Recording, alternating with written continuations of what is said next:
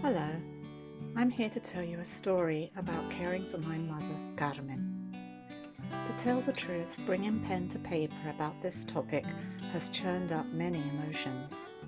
This is probably because the experience led up to my mother's passing at the age of 94. But let me introduce you to Carmen. Here she is on her 93rd birthday, November 13th, 2014.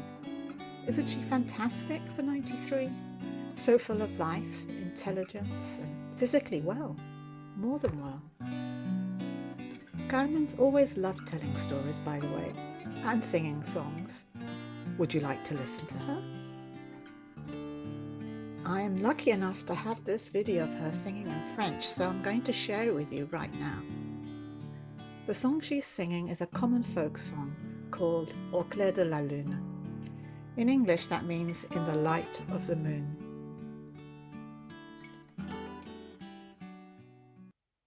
Francés otra vez. Canta una canción en francés otra vez. ¿Cuál? La que quieras. ¿La quiera? Bueno.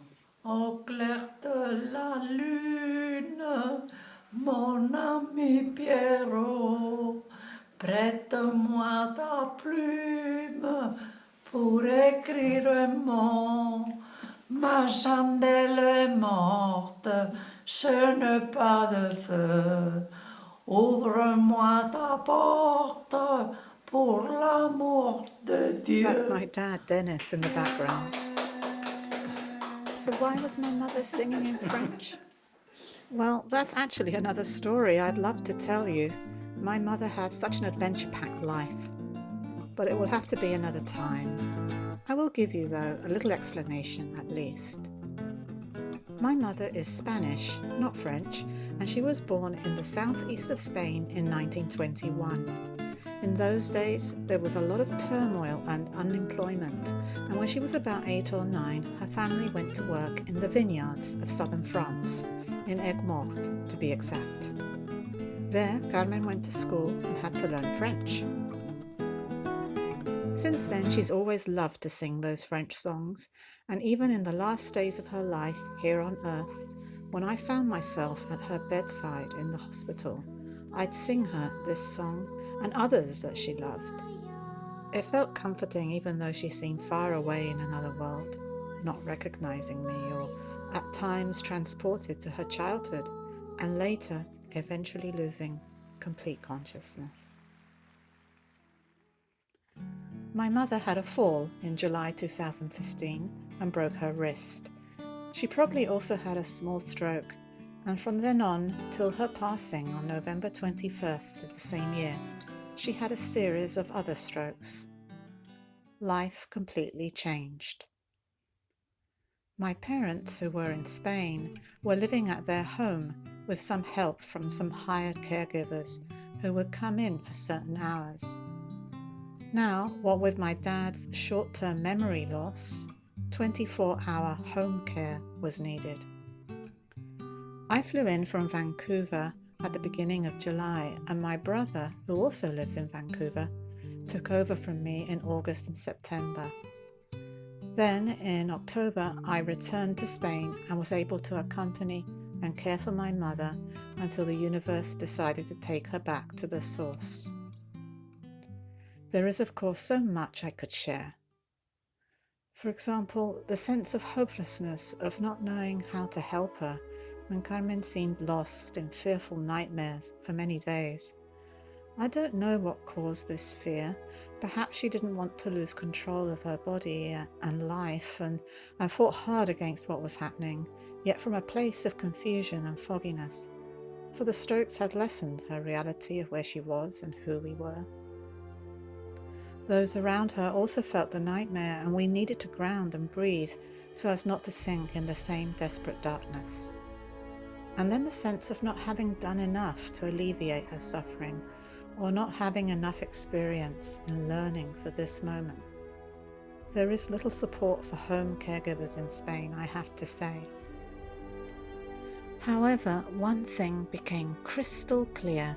We had to be brave and strong and to be at her side, just as she had done on so many an occasion when we were babies and throughout our lives.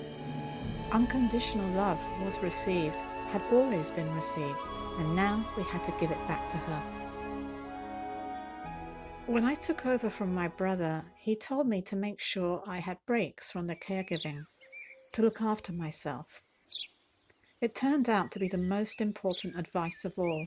It made sure that the courage and strength needed were present. I am so grateful to have had this wondrous blessing of having been able to be with her at this point in her life, despite all the intensity.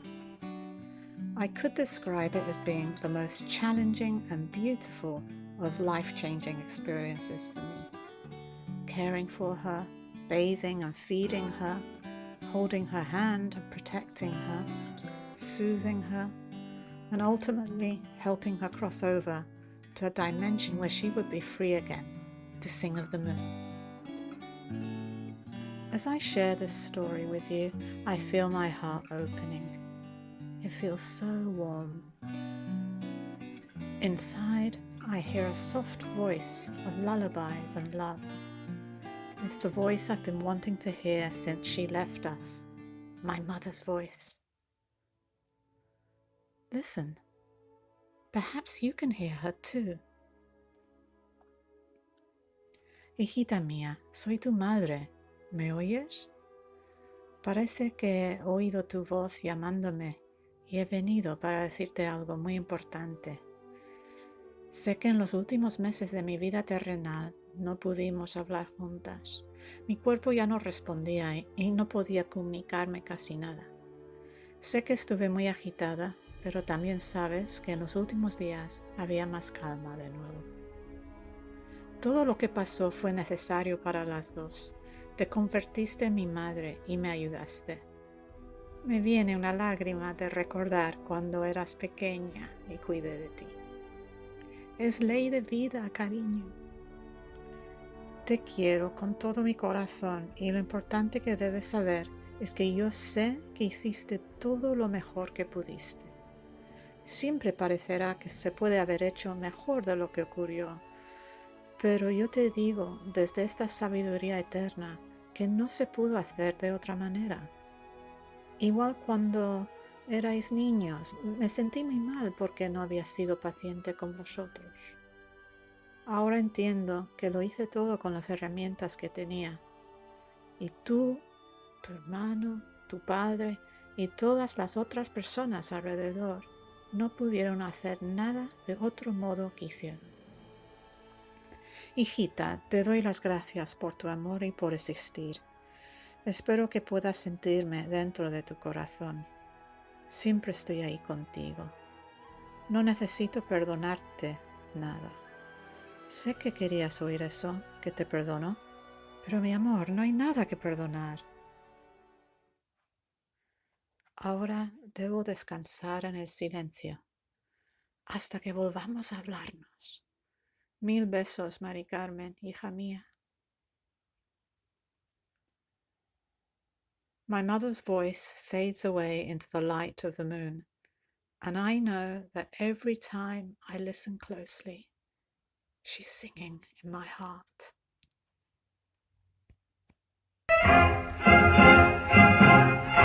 Dos gardenias para ti, con ellas quiero decir, te quiero, te adoro, mi vida. Ponle toda tu atención porque son tu corazón y el mío. Dos gardenias para ti que tendrán todo el calor de un beso, de esos besos que te di y que jamás encontrarás en el calor de otro querer. A tu lado vivirán y te hablarán como cuando estás conmigo, y hasta creerás que te dirán te quiero. Pero si un atardecer las gardenias de mi amor se mueren, porque han adivinado que tu amor se ha terminado porque existe otro querer.